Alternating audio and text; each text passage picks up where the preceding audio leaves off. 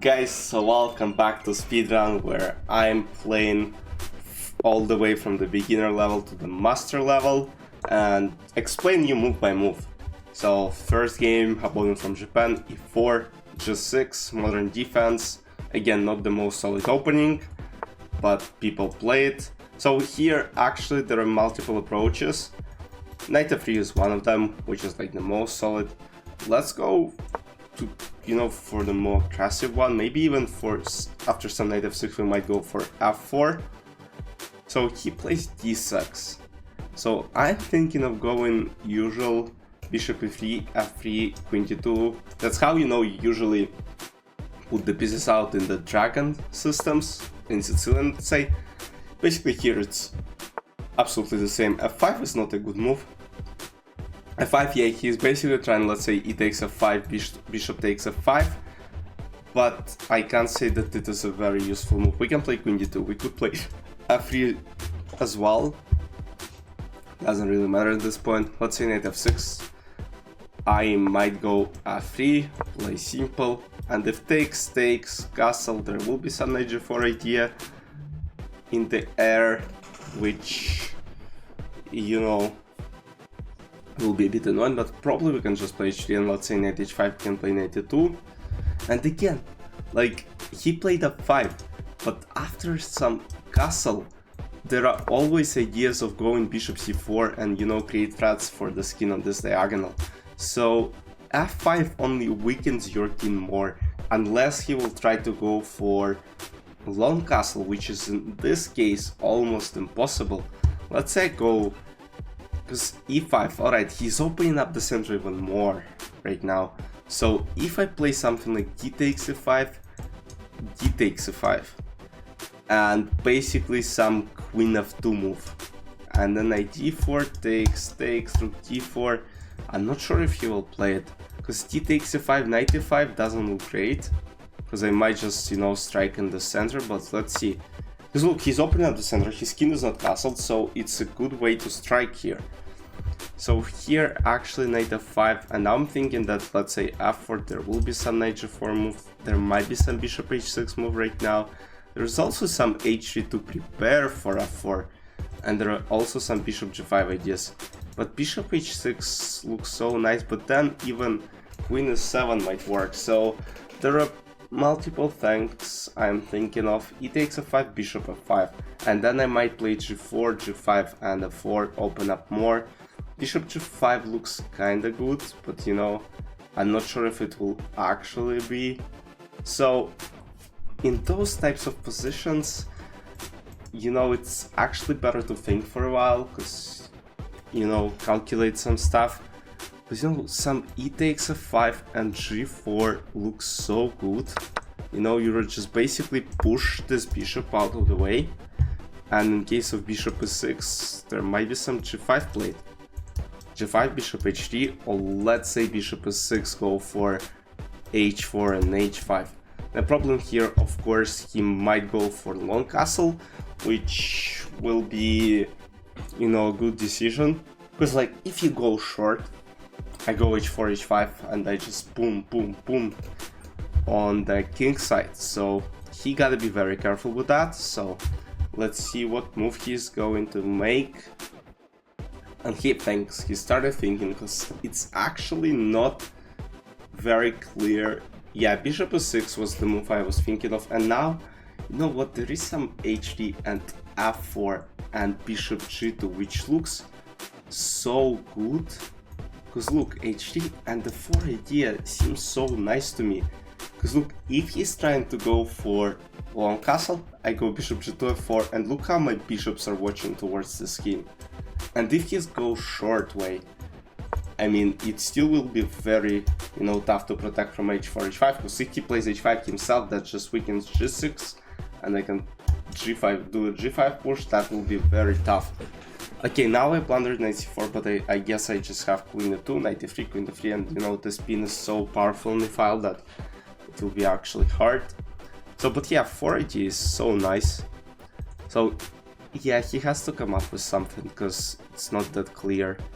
Knight c4, yeah, it's one of the options, and it's probably the best options, the only one I will consider. There are, yeah, so queen e2 is the move I was originally thinking of, and after this I was thinking like, alright, even though there is this bishop, he might come up with some solution, but you know, this pin is a bit annoying. Especially queen e7, rook e1, and it's pin again, and now only move. Oh, but guys, now I think after bishop d4 might be, you know, some troubles with this. Because look, I'm attacking this bishop on e6. Of course he might play rook e8, you know, be very solid. And then I'll have to play something like queen f2.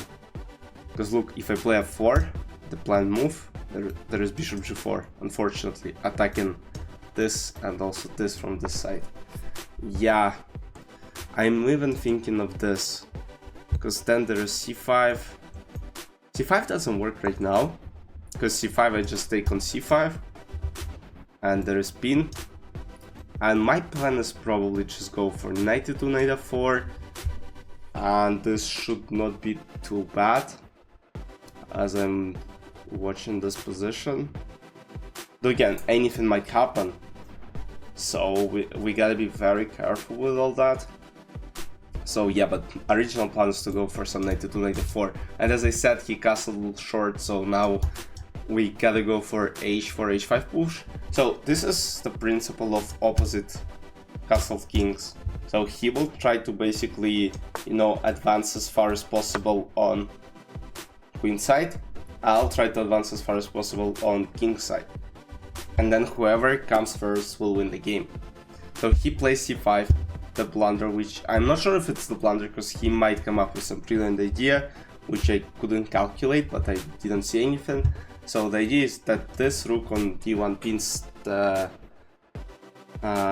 queen with this pawn on d file.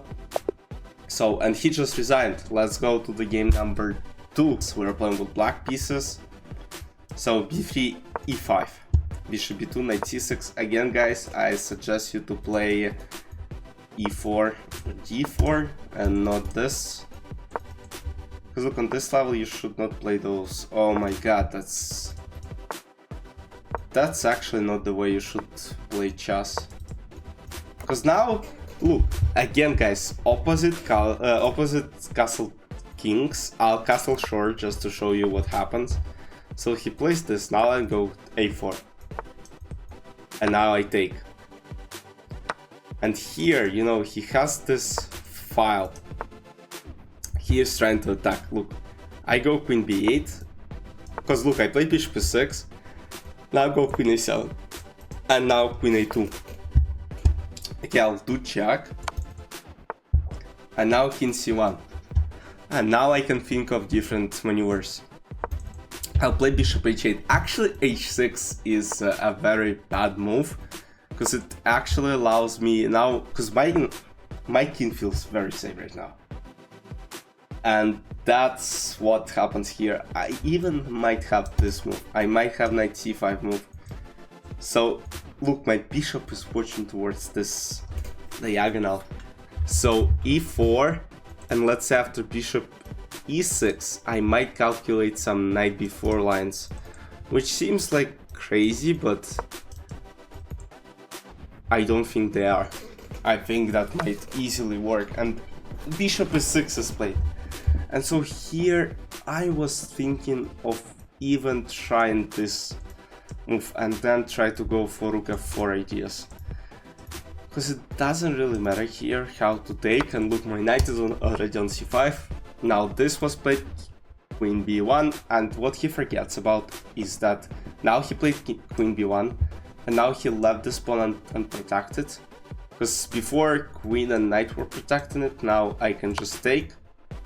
And basically knight b3, queen b3, and his king will need to start running unless he does something like this, which of course doesn't make a lot of sense, because here there might be some knight b4 and knight d4 ideas, but again I can't checkmate him like immediately, unfortunately. queen a4 works fine as well. You know why? Because knight b3, there is knight a5, and basically maybe bishop a1, yeah, works, but doesn't seem like it does. Yeah, knight c5 looks absolutely fine to me. Even if he trades the queens, it should be over because of knight a4 ideas. And then even e4, knight b. Wait, actually, this seems very cool. This, or wait, e4 and then knight b4. Knight b4. Okay, it seems very nice and cool, but is it actually? Rook a8.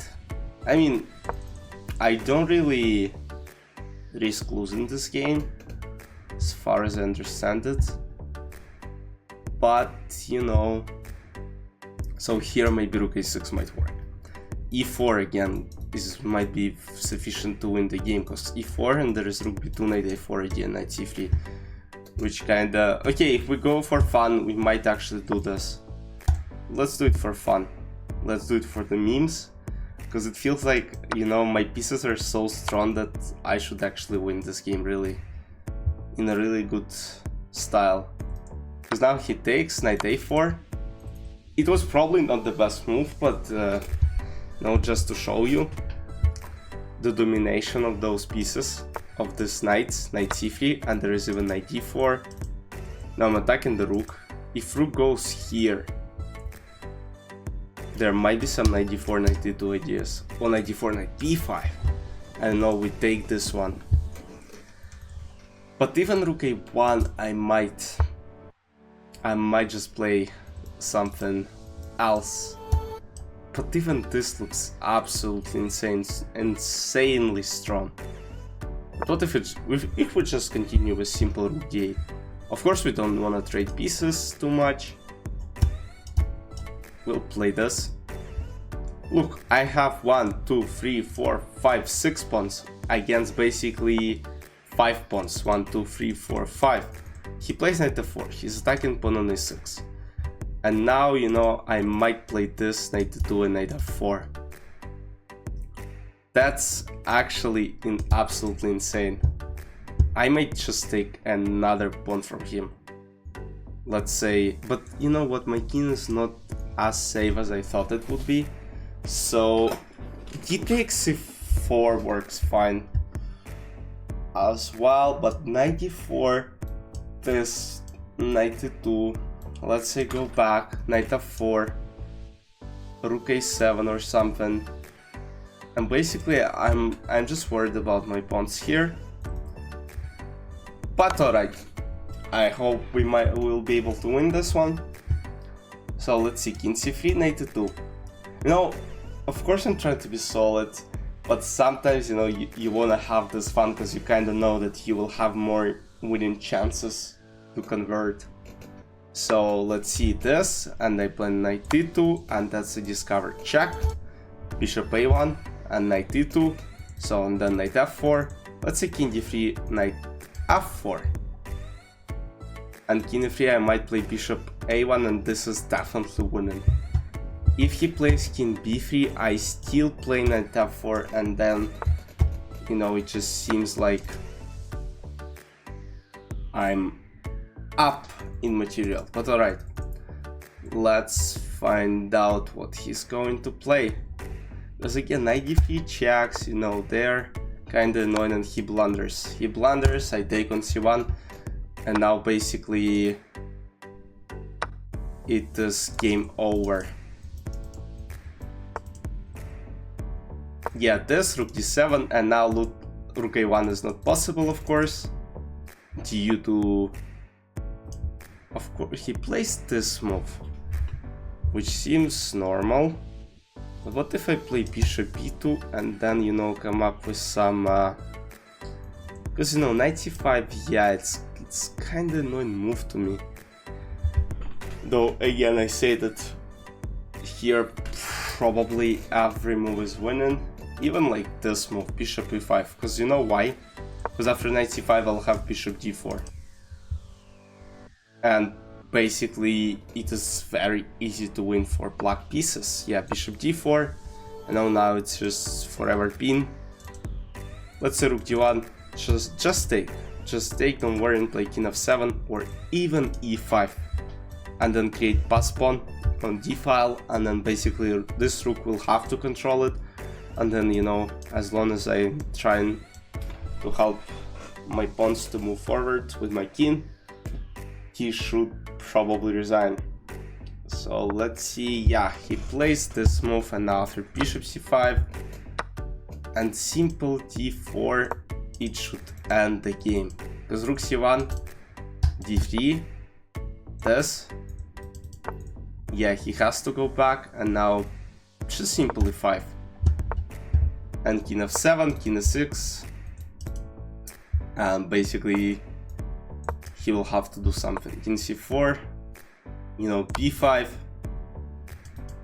king c5, I might go rook d6 because I don't care, this, rook d4, maybe even c5, and, you know, b4, or now he took it. No, but now of course he's lost. King d4, king c6, this, and king b6.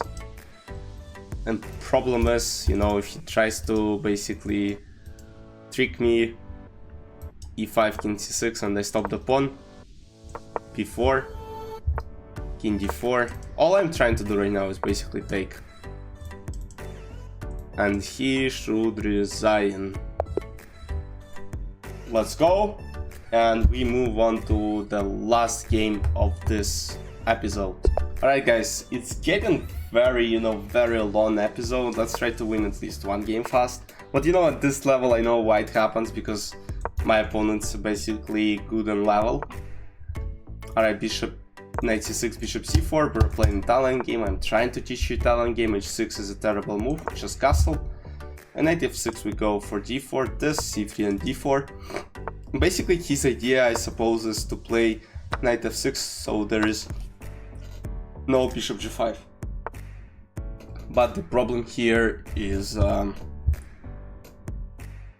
it an absolutely different one, because I can just open up the center when I want to, and it will be terrible. Okay, now actually, yeah, bishop g4, and he might take, but I'll just take with my pawn. Because look, I don't really care about doubling my pawns here, because I'll have two bishops, and he ever tries to castle short, and we'll kill h1, rook g1, and we'll checkmate here. So let's see what he will come up with. But yeah, it's a very long episode so far, it might be the longest one. Alright, let me know in the comments what do you want to see in this series, if it's even interesting for you, because, you know, I'm playing low rated guys, you know, and I was thinking actually of trying to play against guys of my level, because I'm kind of stuck at my 22 rapid rating on chess.com on my main account, so, you know, it would be interesting. Look, queen f6, he tries to go for a long castle, but now knight d5 comes with a tempo. He plays this, he's attacking this, but again guys, it's not the best thing that you could play here. I might actually go this on knight g6, because it looks so good, but after knight h4 there are probably some other things like queen h5, you know, attacking knight, attacking my queen, I'll have to go back, takes, you know, don't want to deal with this, just, you know, maybe go for a4, a5, you know, trying to be more solid. Because look, bishop f3, yeah, I'll just take, alright, and knight d4 or bishop d4, there is knight c7. But a4 idea, because bishop h3 again guys, knight h4, I don't think he's winning any material unless there is queen f4 move, and let's say this I might even sacrifice my exchange. Because look, he's not developed. He might even take my pawn on e4, but after rook e1 I'll ask him a very serious question, what he's trying to do here. Because if the e-file is open, he will be in so much trouble. If he tries to castle long, again, we'll have opposite castle kings for 3 games in this episode, and that's gonna be insane. That's probably how the video will be named. Opposite castled principal. And after rook e1, I'm asking him a very serious question. Where this king is going to be? Takes f3, and look, queen g6 check, I might come up with bishop g5 check. Though it might be even losing, but you know, it's very interesting to see, because queen g6, king h1 might be rook g1 idea, might be something else. So I don't know, very hard to come up with any move here. Because even after king h1, it seems like even though he took my pawn on e4, those pieces are still in huge trouble. This, and let's say castle. Bam! I think it's game over. Because my king is safe, his king won't be safe very soon. Because look, my knight is here, my bishop is here to attack. You know, my rook is potentially, you know, opened up. Wait, b4 is played. But what if I play b4? Because now the idea is, if he takes this, I go bishop d2 check, and then I take on b4. Alright? And now I might even take here and play knight a8. I might play bishop d2, bishop b4. Knight c7 looks fine, king d7, knight a8, but knight b4 and then bishop d2, bishop b4 seems like a more reliable option. And basically I'm up a piece in absolutely winning position. This should end the game real quick. And just basically take. He has to go either with king or go knight d7, but of course knight d7, another pin on the board. I don't think he should do it, but let's see what he is coming up with. Let's see what he does. He plays king d7. I don't think he will survive for a long time, because rook e8, queen e2, and again of king d7, rook e1, it just doesn't seem right to me. This move, you know how badly I want to sacrifice it, but even queen b3 kinda makes me feel really good, because I point this pawn on b7.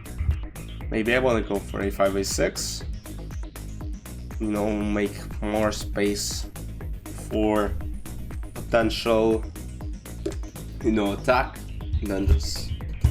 and then just destroy him.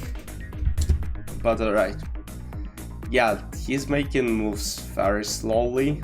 No, I spent 2 minutes as well. So let's see what he has come up with. It's actually not that, you know, easy to do any move here. Bishop e6. And now again some king d8 or king a8. Just a lot of troubles for the king a5, a6. That's the only plan. You know, I might even go bishop d6 and queen b7. Because I think it's ends the game immediately. Oh look, bishop this and queen b7, how he's going to stop this with queen a8. Alright, this. Oh no, my bishop. Oh no, my pawn. Oh no. Basically the idea is he takes d6, queen b7. You know, I'm attacking the rook, I'm threatening queen d7 checkmate. This is how the game ends. I mean, maybe he doesn't understand till like the very end that he's probably losing. Maybe he's just trying to understand how 1459 finds this bishop d6 move. Which, you know, I don't think a lot of 1500s will play at all. Yeah, you see he saw the threat, that's very good. And now I might play queen d5 actually. And you know, if takes queen d6, basically then I might play bishop f5, which checkmates I believe. Either bishop g6 or... Okay, I mean takes and bishop f5, game over. Will he play it? Or wait. Yeah, actually bishop f5. With king f7 I have queen d5, bishop g6. and the game like this, and now he plays this move. And now bishop c7 looks absolutely good. And basically king a8, there is queen d7, queen f7, checkmate. Let's go, we won the game. Let me know in the comments again what openings you want to see, maybe some challenges you have for me. But I'll see you in the next one. Enjoy. Bye bye.